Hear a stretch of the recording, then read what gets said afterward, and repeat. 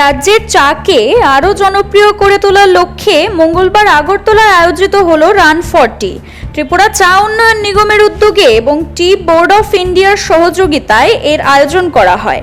দৌড় প্রতিযোগিতা রাজধানীর বীরচন্দ্র স্টেট সেন্ট্রাল লাইব্রেরির প্রাঙ্গণ থেকে শুরু হয়।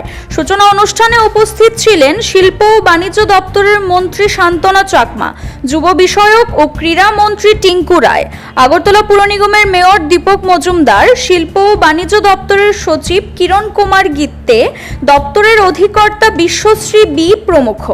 অনুষ্ঠানে পৌরোহিত্য করেন ত্রিপুরা চা উন্নয়ন নিগমের চেয়ারম্যান অ্যাডভোকেট সমীর রঞ্জন ঘোষ। শহরের বিভিন্ন পথ পরিক্রমা করে ফের বীরচন্দ্র লাইব্রেরিতে এসে শেষ হয়। উদ্বোধনী অনুষ্ঠানে বক্তব্য রাখতে গিয়ে মন্ত্রী শান্তনা চাকমা বলেন, আমাদের একটাই লক্ষ্য, রাজ্যের শিল্পকে এগিয়ে নিয়ে যাওয়া। তিনি বলেন, প্রধানমন্ত্রীর স্লোগান লোকাল ফর ভোকাল এবং আত্মনির্ভর ভারত গড়া।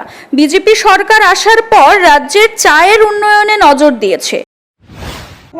যত আলোচনা করব দেরি হয়ে যাবে।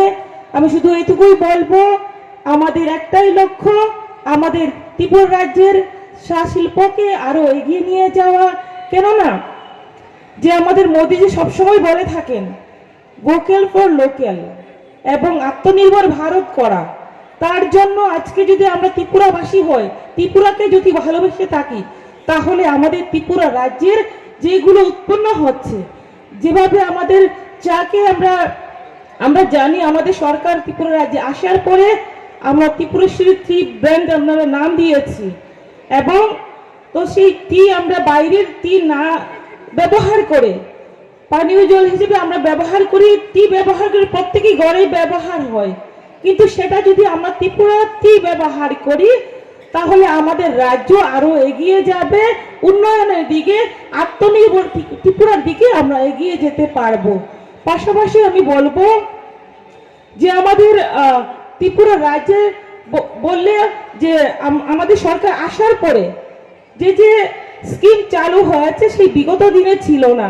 যেভাবে আমাদের টিঙ্কুরা আলোচনা করেছেন, মুখ্যমন্ত্রী চা শ্রমিক প্রকল্প, সেই বিগত দিনে কোনো চিন্তাধারা করা হয়নি কিভাবে চা শ্রমিকদের ডেভেলপমেন্ট করা যায়।